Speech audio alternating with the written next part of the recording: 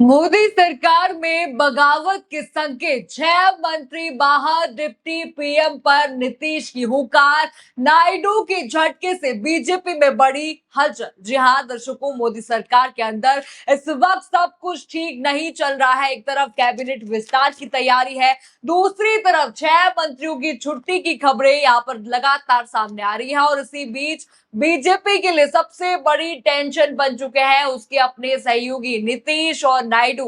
नीतीश कुमार ने अलग से चुनाव लड़ने के संकेत देकर पहले ही भाजपा की बेचैनी बढ़ा दी थी, फिर बीजेपी के अंदर से ही उन्हें डिप्टी पीएम बनाने की मांग उठ गई और उधर चंद्रबाबू नायडू भी कई मौकों पर बीजेपी की लाइन से अलग बयान देकर साफ संकेत है कि जो है गठबंधन में सब कुछ इस वक्त सामान्य नहीं है। तो क्या मोदी सरकार के अंदर सब कुछ ठीक नहीं है? क्या कैबिनेट विस्तार से पहले ही बगावत की आहट शुरू हो चुकी है? और क्या 6 मंत्रियों की कुर्सी जाना लगभग तय माना जा रहा है? और सबसे बड़ा सवाल, क्या डिप्टी पीएम के मुद्दे पर मोदी बनाम नीतीश की खींचतान अब खुलकर सामने आ चुकी है? आज के रिपोर्ट में सब कुछ मैं आपको पूरा मामला बताऊंगी, तो वीडियो आप आखिर तक यहाँ पर जरूर देखिएगा। नमस्कार, मैं हूं राधा राणा और आप देख रहे हैं पीआरबी। चलिए खबर की शुरुआत यहाँ पर बड़ी हेडलाइन से, इस वक्त की बड़ी हेडलाइन से करते हैं। जरा हेडलाइन पर आप नजर डालिए।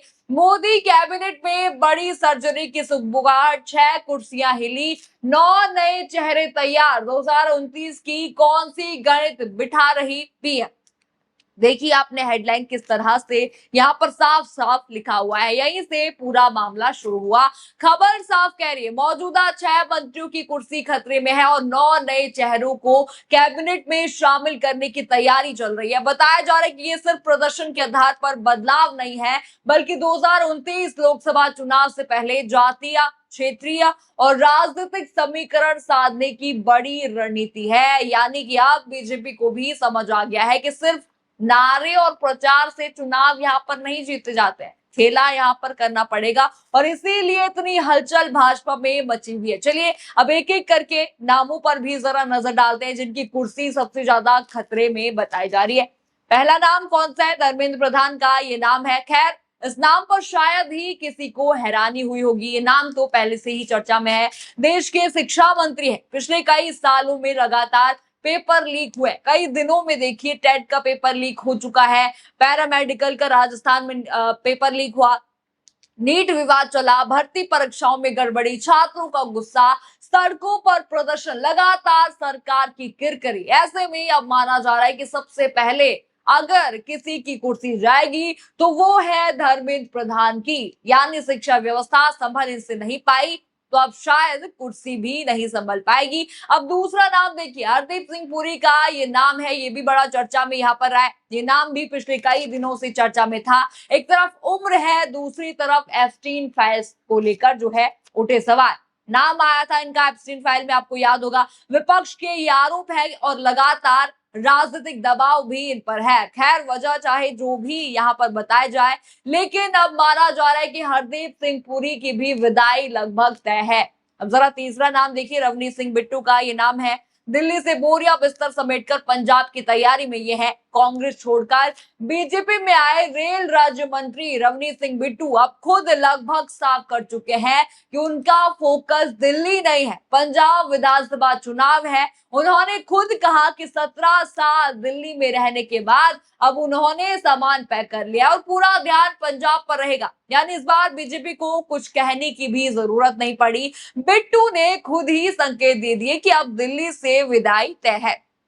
अब चलिए चौथे नाम की ओर बढ़ते हैं। पंकज चौधरी का ये नाम है। इनका नाम भी संभावित बदलाव की सूची में बताया जा रहा है। बीजेपी संगठन में नई जिम्मेदारियों और 1 पर्सन 1 पोस्ट की नीति के चलते इनकी भी कुर्सी खतरे में मानी जा रही है। पांचवा नाम है यहाँ पर हर्ष मल्होत्रा का। बीजेपी की लगातार कहती रहती है कि एक व्यक्ति एक पद, और अब उसी नीति की गाज हर्ष मल्होत्रा पर भी गिर सकती है। इनका भी टिकट कट सकता है। और अब आखिरी नाम आप देखिए, जॉर्ज कुरियन का ये नाम है। मोदी कैबिनेट का इकलौता ईसाई चेहरा। 23 जून को उन्होंने मंत्री पद से इस्तीफा दे दिया था। बताया जा रहा है कि केरल चुनाव में उम्मीद के मुताबिक प्रदर्शन उनका ठीक नहीं था। खुद ही जो है चुनाव में तीसरे नंबर पर ये थे।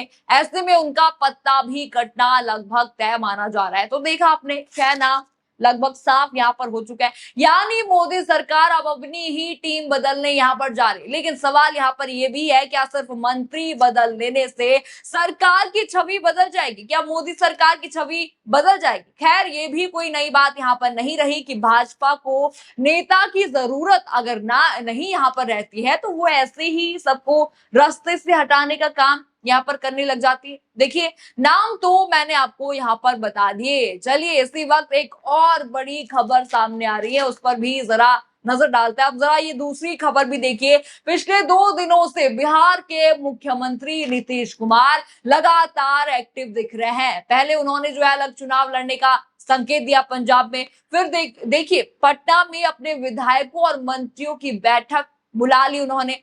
यानी कि ये संकेत यहाँ पर साफ है, बीजेपी जिस खेल को चुपचाप खेलना चाह रही थी उसकी भनक शायद नीतीश कुमार को भी लग चुकी है। इसीलिए तो अब इतनी हलचल पैदा हो चुकी है और तभी ये दूसरी बड़ी हेडलाइन यहाँ पर सामने आती है। जरा आप नजर डालिए, यहाँ पर है, बीजेपी में उठी नीतीश कुमार को डिप्टी पीएम बनाने की मांग, जदयू ने याद दिलाया अमित शाह का बयान। देखा आपने ये हेडलाइन कितनी बड़ी यहाँ पर है। यहीं से बीजेपी खेमे में हलचल तेज हो गई, क्योंकि गठबंधन सरकार में सहयोगियों को सम्मान देना राजनीतिक मजबूरी भी होती है। ये शायद मोदी सरकार भूल गई थी। वैसे होना तो यहाँ पर यही चाहिए था। अटल बिहारी, आपको याद होंगे, वाजपेयी के दौर में भी लाल कृष्ण आडवाणी उप प्रधानमंत्री बने थे। अगर आपको याद होगा तो गठबंधन धर्म उस समय निभाया गया था। लेकिन देखिए मोदी सरकार में खैर आज तक ऐसा कभी देखने को यहाँ पर नहीं मिला है और शायद यही वजह है कि जदयू के भीतर डिप्टी पीएम की मांग फिर से जोर पकड़ रही है। इसीलिए देखिए साफ है नीतीश कुमार नाराज हैं और इसीलिए मोदी सरकार उनको मनाने भी दिल्ली पहुंच गई थी। लेकिन लगता यहाँ पर नहीं है कि बीजेपी इतनी आसानी से नीतीश कुमार को इतना बड़ा राजनीतिक कद देना चाहती है। यही वजह है कि दोनों दलों के बीच खटास की खबरें लगातार सामने आ रही हैं। खबरें मैंने दिखा भी दी है कौन सी खटास की खबरें हैं। और सिर्फ नीतीश ही नहीं, कुछ दिन पहले आपको याद होगा चंद्रबाबू नायडू भी कांग्रेस के एक मंत्री की तारीफ करके बीजेपी खेमे में हलचल मचा चुके हैं। यानी एनडीए के सहयोगी दल अब पहले जैसे खामोश नहीं रहे, वो साफ जान चुके हैं मोदी सरकार की रणनीति यहाँ पर क्या चल रही है। इसीलिए नीतीश तो यहाँ पर अपना खेला कर चुके हैं, नायडू ने भी खेला कर दिया। तो कुल मिलाकर तस्वीरें क्या बयां कर रही? तस्वीरें बयां कर रही है कि एक तरफ 6 मंत्रियों की छुट्टी लगभग तय है, दूसरी तरफ 9 नए चेहरों की तैयारी है, उधर नीतीश कुमार की नाराजगी है, इधर नायडू के अलग तेवर है और ऊपर से 2029 की चुनावी रणनीति। यानी कि मामला सिर्फ कैबिनेट विस्तार का इस वक्त नहीं है, मामला सत्ता के समीकरण बचाने का भी है। शायद इसीलिए मोदी सरकार में इस वक्त जो है हलचल पैदा हो चुकी है, इसीलिए शांत बैठे हैं। फिलहाल सबसे बड़ा सवाल यहाँ पर यही है, क्या 6 मंत्रियों की छुट्टी से बीजेपी की मुश्किलें कम होंगी या फिर असली चुनौती अपने ही सहयोगियों के साथ बनाए रखने की है? आपको क्या लगता है? या जिस तरह से नीतीश कुमार ने यहाँ पर ये दांव चल दिया है, आपका क्या कहना है इस पर? हमें कमेंट सेक्शन में अपनी राय जरूर बताइए और खबर आपको पसंद आई हो तो वीडियो को लाइक करें, शेयर करें और चैनल को सब्सक्राइब करना बिल्कुल मत भूलिएगा और बने रहिए पीआरबी के साथ। धन्यवाद।